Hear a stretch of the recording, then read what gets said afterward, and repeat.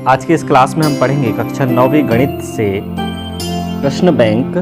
और प्रश्न बैंक के हल में शुरू करते हैं ब्रिज कोर्स। ब्रिज कोर्स में है कुल आवंटित अंक 8, एक एक अंक के ही 8 प्रश्न आएंगे।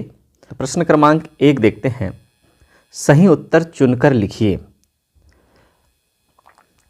पहला प्रश्न है, यदि 1 दर्जन केले का मूल्य 60 रुपये है तो 6 केलों का मूल्य क्या होगा। समझते हैं। 1 दर्जन केले यानी 12 केलों का मूल्य, 12 केलों का मूल्य कितना है, 60 रुपये है। तो 1 केले का मूल्य कितना हो जाएगा, 1 केले का मूल्य हो जाएगा 60 बटे 12, 12 पंचे 60, 5 रुपये। 1 केले का मूल्य 5 रुपये, तो 6 केलों का मूल्य क्या होगा, 6 केलों का मूल्य हो जाएगा 5 गुणा 6, 6 गुना कर रहे हैं हम इसलिए, तो 5 छक्का 30 रुपये। तो 30 रुपये होगा 6 केलों का मूल्य। तो ऑप्शन नंबर ब यहाँ पर सही है। दूसरा प्रश्न लेते हैं। दी गई आकृति में छायांकित भाग भिन्न के रूप में होगा। छायांकित भाग जो दिख रहा है यह है हमारा छायांकित भाग। इसे हम भिन्न के रूप में कैसे लिखेंगे, चूँकि यह कुल भाग कितने हैं, 1 2 3 4, और 4 भाग में से केवल एक ही छायांकित है, तो 1 बटे 4 कुल भागों की संख्या नीचे और छायांकित भाग की संख्या ऊपर। 1 बटे 4 भाग यहाँ पर छायांकित है। तीसरे नंबर का प्रश्न है 10 गुणा 9। 10 और 9 का हम गुणा करेंगे तो 15 गुणा खाली स्थान के बराबर होगा।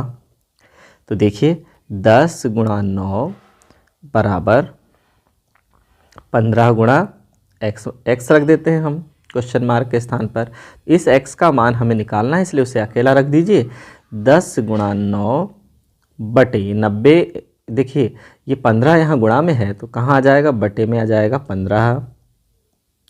तो 15 को हम जब काटेंगे तो 3 तिया 9, 3 पाँचे 15, और 5 एकम 5, 5 दूनी 10, कितना हो गया, x बराबर 3 दूनी 6 हो गया। यहाँ पर 6 प्राप्त हुआ।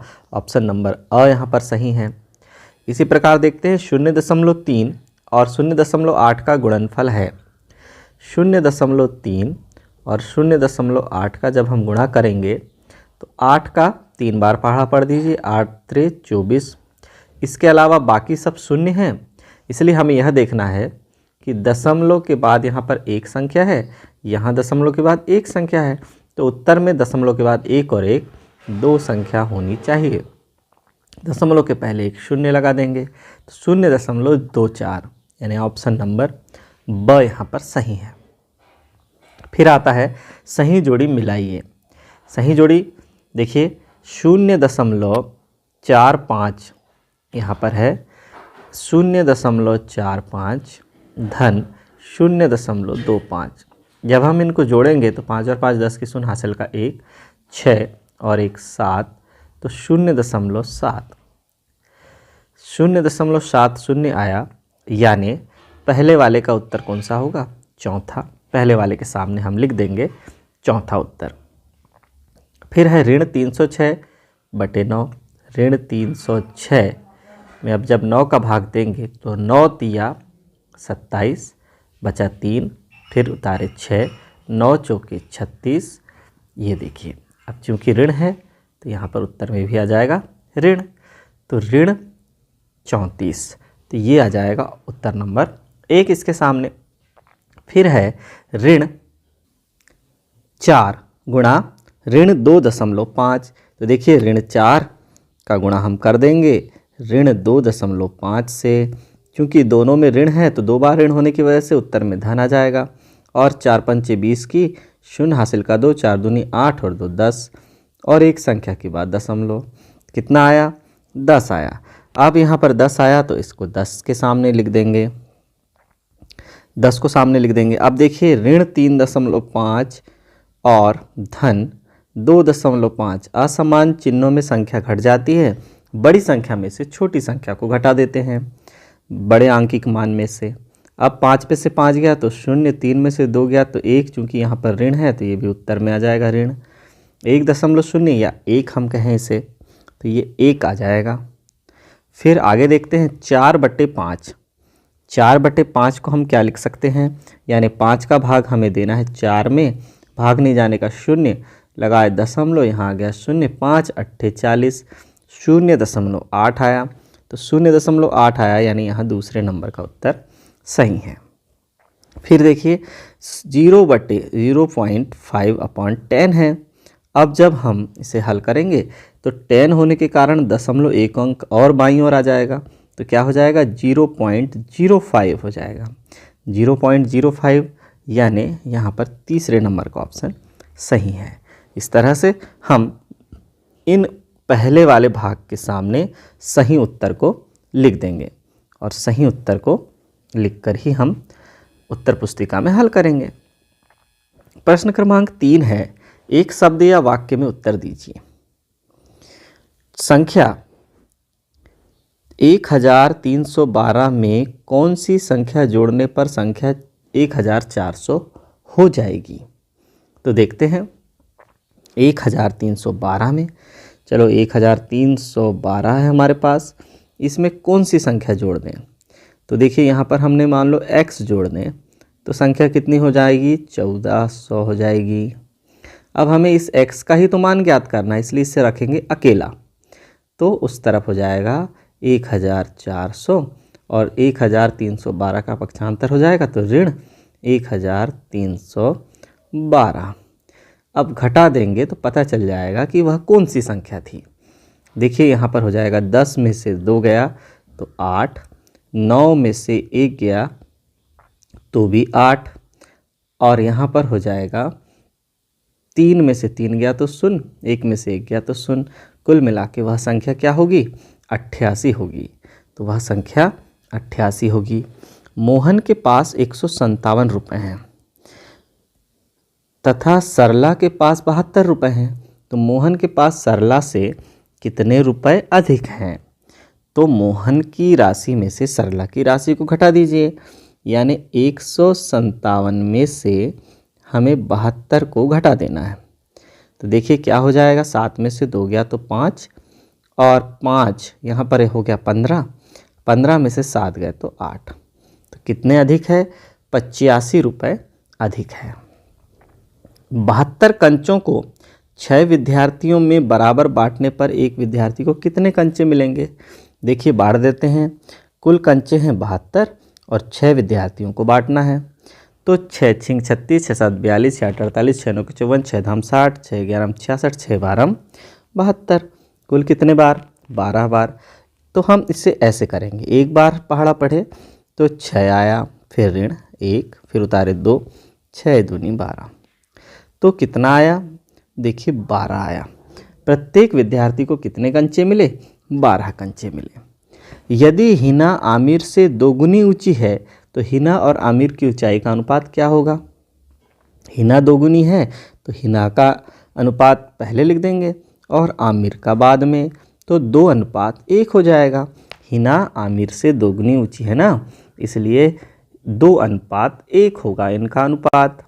अब सत्य असत्य देखिए, आकृति दी गई है, दी गई आकृति में छायांकित भाग भिन्न के रूप में 3/4 है। बिल्कुल यह क्या है, सत्य है, यह कथन सत्य है। ये देखिए 3 1 2 3 भाग छायांकित हैं और कुल भाग 4 हैं, तो हो गया 3/4।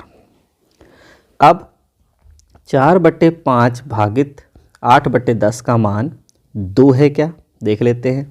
भाग को यदि हम गुणा में बदलेंगे तो 10 जाएगा ऊपर और 8 आ जाएगा नीचे, तो 4 एकम 4, 4 दूनी 8, 5 एकम 5, 5 दूनी 10। ये मान तो कितना है, 1 है, यानी यह कथन है असत्य। पहला कथन सत्य था लेकिन ये कथन है असत्य। फिर देखिए तीसरा कथन, तीसरा प्रश्न है 5वां, रिक्त स्थानों की पूर्ति कीजिए। अब हमें रिक्त स्थानों की पूर्ति करना है। एक मोटरसाइकिल की कीमत साइकिल की कीमत से 10 गुनी है। यदि मोटरसाइकिल की कीमत 60,000 रुपये हो तो साइकिल की कीमत क्या होगी? चलिए पता करते हैं। देखिए मोटरसाइकिल की कीमत 60,000 है और साइकिल की कीमत से 10 गुनी है। तो मोटरसाइकिल की कीमत कितनी होगी? हमने मान लिया कि साइकिल की कीमत है x रुपये, तो मोटरसाइकिल की कीमत कितने रुपए हो जाएगी? 10x रुपये। वास्तव में 10x कितने रुपए के बराबर हो जाएगा? 60,000 रुपये के बराबर हो जाएगा, क्योंकि मोटरसाइकिल की कीमत तो दी हुई है। तो x बराबर क्या हो जाएगा? 60,000 बटे 10। एक शून्य से शून्य काट देंगे तो साइकिल की कीमत हो जाएगी 6,000 रुपये। 6,000 रुपये साइकिल की कीमत हो जाएगी। यहाँ लिख देंगे 6,000 रुपये। अगला प्रश्न है 5,728 में संख्या 7 का स्थानीय मान है। क्या है? 7। देखिए ये है 7 और 7 के बाद दो संख्या है तो लगा देंगे 2 शून्य। तो ये लिख दिया 7 और दो संख्या है तो 2 शून्य लगा दो। 700 है संख्या 7 का स्थानीय मान। 3/5 में 1/5 को घटाने पर खाली स्थान प्राप्त होगा। देखिए 3/5 है, इसमें से हमें 1/5 को घटा देंगे। दोनों के हर समान है तो 5 का 5 और अंश में लिख देंगे 3 ऋण 1, यानी 3 में से जब 1 कम हो जाएगा तो 2/5 कितना प्राप्त हुआ? 2/5 प्राप्त हुआ। अगला खाली स्थान है 50/7 में शेषफल का मान क्या होगा? 50/7 यानी जब हम 7 का भाग 50 में देंगे तो 7 सतैया हो जाएगा 49, बचेगा 1। तो क्या करना पड़ेगा? शेषफल का मान कितना है? यहाँ पर शेषफल का मान 1 है। अब देखिए 546 गुणा 8 को हल करना है। तो देखिए 8 × 48 की 8 हासिल का 4, 8 चौके 32 और 4 36 की 6 हासिल का 3, 8 पंचे 40 और 3 43, कितना आया? 4,368 प्राप्त हुआ। भिन्न 2/3 को निम्न आकृति में छायांकित करके व्यक्त कीजिए। तो 2/3 को हमें इस आकृति में छायांकित करना है। तो देखिए सबसे पहले टोटल भाग कितने हैं? 6 हैं और हमें दिया है 2/3, तो हमें कुल भागों की संख्या 6 लाने के लिए नीचे 2 का गुणा करना पड़ेगा, तो ऊपर भी किसका गुणा करना पड़ेगा? 2 का। तो 2 दूनी हो गए 4 बटे 3 दूनी हो गए 6, यानी कुल 6 भागों में से 4 भाग को हमें छायांकित करना होगा। तब कहलाएगा कि 2/3 भाग छायांकित हो गया। ये देखिए 1 भाग, 2, 3 और 4 भाग को हम छायांकित कर देंगे तो कहलाएगा कि 2/3 भाग छायांकित है। संख्या 1234 को प्रसारित रूप में लिखिए। कैसे हो जाएगा? 1234 को हम लिख सकेंगे। सबसे पहले आएगा 1000, देखिए ये लिख दिया हमने 1000। फिर आया, ये देखिए 1000 हो गया हज़ार के स्थान पर, फिर 2 तो 2 लिख दिया, उसके बाद 2 संख्या है तो 2 शून्य। फिर 3 लिख दिया, 3 के बाद 1 संख्या है तो 1 शून्य, और अंत में है 4 जो कि इकाई में है, इसलिए 4 का 4। तो 1234 का प्रसारित रूप हुआ 1000 धन 200 धन 30 धन 4। 4 पेनों की कीमत 20 रुपये है, तो 15 पेनों की कीमत क्या होगी? 4 पेनों की 20 रुपये है, 4 पेनों की कीमत कितनी है? 20 रुपये है। 1 पेन की कीमत कितनी है? 20/4। तो 15 पेनों की कीमत कितनी हो जाएगी?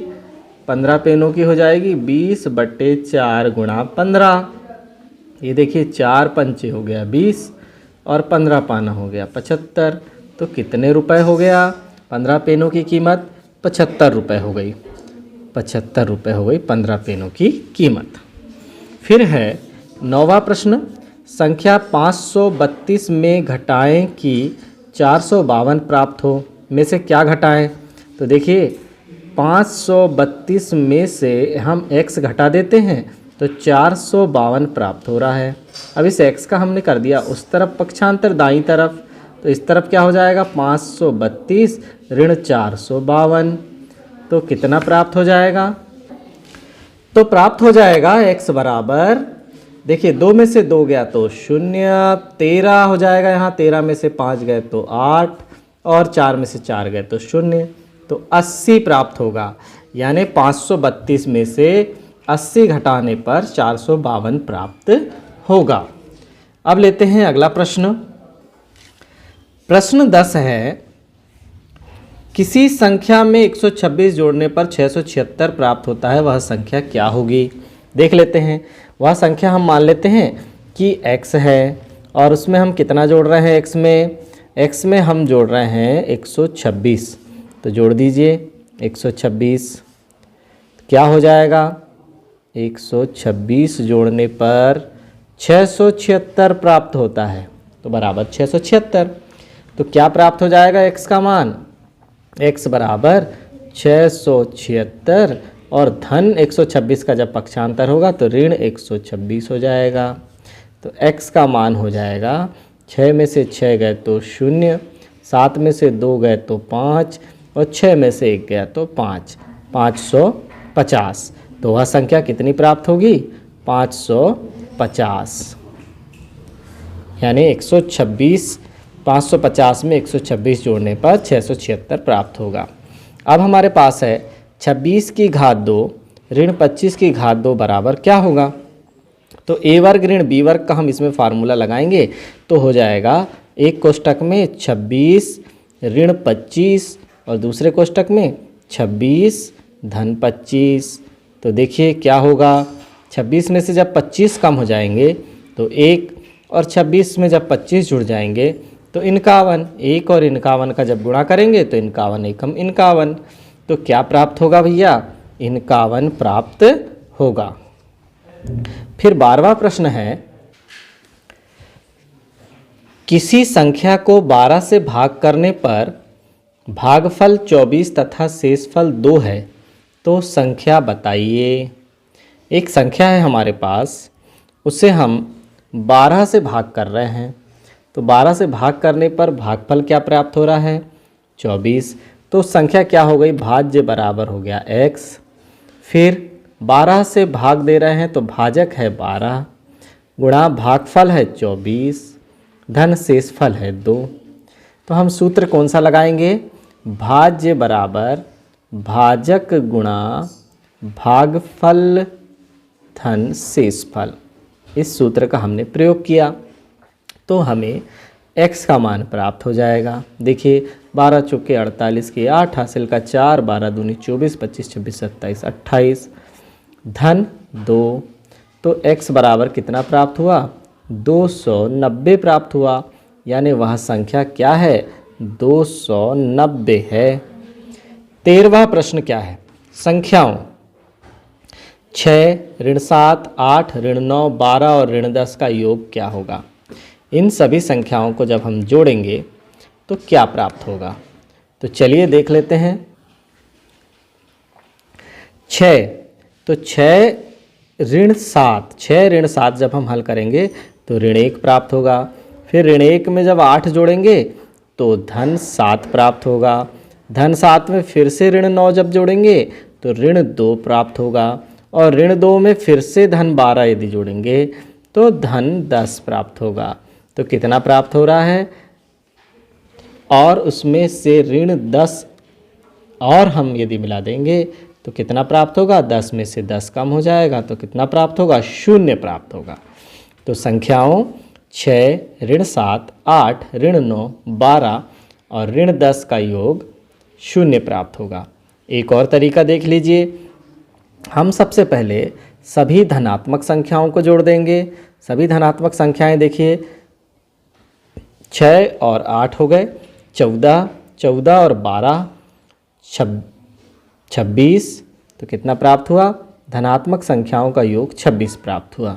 अब ऋणात्मक संख्याओं का योग देख लीजिए। ऋण 7 और ऋण 9 मिलकर ऋण 16, ऋण 16 और ऋण 10 मिलकर ऋण 26। अब दोनों को जब हम मिला देंगे तो असमान चिन्हों में संख्या घट जाएंगी। तो 26 में से जब 26 कम हो जाएगा तो 0 प्राप्त होगा। प्रश्न नंबर 14 है, ऋण 12 में से ऋण 14 को घटाने पर कौन सी संख्या प्राप्त होगी? ऋण 12 को में से घटाना है तो घटाने का चिन्ह लगाइए। किसको घटाना है? ऋण 17 को घटाना है। देखिए क्या प्राप्त हो जाएगा, ऋण 12 और ये ऋण ऋण 2 बार गुणा होने की वजह से धन हो जाएंगे 17। तो ऋण 12 धन 17, तो कितना प्राप्त हो जाएगा? बड़ी संख्या के सामने धन का चिन्ह है तो 17 में से जब 12 कम होंगे तो धन 5 प्राप्त होगा। तो आंसर कितना प्राप्त हो जाएगा? 5। दी गई आकृति के छायांकित भाग के अनुसार भिन्नों को जोड़कर मान लिखिए। देखिए यहाँ पर इस आकृति में छायांकित भाग कितना है? कुल भाग हैं 1 2 3 4 में से एक भाग छायांकित है तो इसे हम लिखेंगे 1/4। ये धन का निशान है तो धन लगा दीजिए। यहाँ पर देखिए कुल भाग हैं 1 2 3 4 हैं, जिसमें से 1 2 भाग छायांकित हैं तो लिख देंगे 4 में से 2 भाग छायांकित हैं यानी 2/4। अब यहाँ पर हमें उत्तर प्राप्त करना है, भिन्नों को जोड़कर मान निकालना है हमें। तो ये जो 3 भाग यहाँ पर छायांकित हैं तो उससे हम कैसे जोड़ लेंगे? देखिए हर दोनों का समान है तो 4 का हो गया 4 और अंश में हो जाएगा 1 धन 2। तो वास्तव में कितना प्राप्त हुआ? 3/4। और इस उत्तर में भी भाग कितना छायांकित है? 3 भाग छायांकित हैं 4 में से, अर्थात हमारा उत्तर बिल्कुल सही है। प्रश्न क्रमांक 16 देखिए, संख्या ऋण 37 में 73 जोड़ने पर प्राप्त संख्या लिखिए। ऋण 37 है और इसमें हमें जोड़ना है 73। तो देखिए जो असमान चिन्ह है यानी संख्या घट रही है तो जो बड़े आंकड़े हैं उन्हें लिखना पड़ता है ऊपर। ये बड़े आंकड़े को हमने लिख दिया ऊपर, छोटे आंकड़े को लिख दिया नीचे। बड़े में से छोटे को घटा देंगे, यहाँ से एक उधार ले गए तो 13 हो गया। 13 में से जब 7 जाएगा तो 6, फिर यहाँ 6 है, 6 में से 3 गया तो 3। अब बड़े आंकड़े के सामने जो चिन्ह है उत्तर में वही चिन्ह आएगा। तो धन का 36 प्राप्त हुआ, 36 हमें प्राप्त हुआ। सही जोड़ी मिलाइए। अब देखिए हम सही जोड़ी मिलाते हैं तो क्या है? सबसे पहली सही जोड़ी में 0.5 का गुणा 7.4 से करना है। तो देखिए 4 पंचे 20 हो गया और फिर 7 7 35 हो गया, 0 7 3। कुल कितनी संख्याओं के बाद दशमलव है? 1 और 1 2 संख्याओं के बाद। तो ये 2 संख्या के बाद दशमलव लगाया तो 3.7 प्राप्त हुआ। अब चूँकि 0.5 और 7.4 का गुणा करने पर हमें 3.7 प्राप्त हुआ। तो पहले का उत्तर यहाँ मिसप्रिंट है, यहाँ ऋण 3.7 ना होकर धन 3.7 प्राप्त होगा। ये पहले का उत्तर। दूसरे का उत्तर देखिए, ऋण 7 का गुणा जब ऋण 15 से हो जाएगा तो 15 सत्ते 105 हो गया। तो 15 सत्ते 105 कहाँ है? यहाँ पर देखिए दोनों मिलकर धन हो गए तो धन 105 प्राप्त होगा। यहाँ लिख देते हैं 105। फिर देखिए 504 में जब हम 18 का भाग देंगे, ये देखिए 18 का भाग दे रहे हैं हम 504 में, क्या होगा? 18 दूनी 36। फिर बचा कितना? 14 बचा, उतारे 4। तो फिर क्या हो जाएगा? 18 अट्ठे 144, ये हो गया 144। तो कितना प्राप्त हुआ? 28। चूँकि एक संख्या में ऋण है इसलिए उत्तर ऋणात्मक प्राप्त होगा, तो ऋण 28 प्राप्त होगा। फिर देखिए 0.04 में जब 10 का भाग देंगे तो एक और शून्य बढ़ जाएगा, तो 0.004 हो जाएगा। तो 0.004 ये देखिए 4 का 4 के सामने उत्तर है। फिर देखिए 42.64 में जब 0.36 को जोड़ेंगे तो क्या प्राप्त होगा? 10 की शून्य हासिल का 1, 9 और 1 10 की शून्य, फिर हासिल का 1 ये हो जाएगा 3 और ये हो गया 4, 43 प्राप्त हुआ, तो ये सीधे 43 हो जाएगा इसका उत्तर। फिर ऋण 18/25, तो ऋण 18/25 यानी यहाँ पर हमें ऋण 7.2 प्राप्त हो जाएगा जब हम 25 का भाग 18 में देंगे। तो अब हमें यहाँ पर ध्यान रखना है कि 105 जो हमें प्राप्त हुआ है, तो वास्तव में यहाँ पर 105 होना था, तो ये दूसरे का उत्तर ये हो जाता। इस तरह से ये सही जोड़ी कंप्लीट होती है। फिर 18वें नंबर का प्रश्न देखिए। रमेश ने बैंक से 18,500 रुपये उधार लिए, 2 वर्ष बाद ब्याज जोड़कर 21,360 रुपये बैंक को अदा करके पूरा कर्ज चुकता कर दिया, तो रमेश ने बैंक को ब्याज के रूप में कितने रुपए अदा किए। तो देखिए उसने जो लिया था उधार 18,500 और 21,360 अदा किया, तो जो अदा किया 21,003, ब्याज बराबर क्या होगा, मिश्र धन ऋण मूलधन। तो मिश्र धन क्या है 21,360, उसमें से मूलधन 18,500 को हम कम कर देंगे, तो कितना बचेगा। देखिए 0 में से 0 गया तो 0, फिर 6 में से 0 गया तो 6, 3 में से 5 नहीं घटता तो 13 में से 5 जब जाएगा तो बचेगा 8, फिर बचा 0 है, 0 में से 8 फिर नहीं घटता तो फिर 10 में से 8 जाएगा तो बचेगा 2, और फिर 1 में से 1 गया तो कट। 2,860 रुपये ब्याज के रूप में अदा किया। शीला, फिर देखिए 19वां प्रश्न है। शीला ने एक बैंक को 14,400 रुपये प्रति माह बराबर किस्तों में 12 माह तक अदा किए। उसकी एक माह की किस्त कितने रुपए की थी। 14,400 रुपये कुल 12 माह में अदा किए, तो एक माह की किस्त क्या हो जाएगी 12 भागित 14,400, तो क्या हो जाएगा 12 एकम 12 बचा 2, फिर 4 उतारे, फिर 12 दूनी 24, ये हो गया कट, फिर ये 2 शून्य तो ये 2 शून्य, 1200 रुपये प्रति माह थी। 1200 रुपये प्रति माह किस्त अदा की गई। अब यहाँ पर देखते हैं प्रथम 3 सम संख्याओं के योग में प्रथम 3 विषम संख्याओं के योग को घटाने पर प्राप्त संख्या लिखिए। प्रथम 3 सम संख्याओं का योग क्या है 2, 4, 6। इसमें से प्रथम 3 विषम संख्याओं का योग क्या है 1, 3, 5 को घटा देंगे तो क्या प्राप्त हो जाएगा 6, 4, 10 और 2, 12 में से 5, 3, 8 और 1, 9 घट जाएगा, तो अंतर यहाँ पर 3 प्राप्त हो जाएगा। तो ब्रिज कोर्स की क्लास यहीं पर समाप्त होती है। धन्यवाद।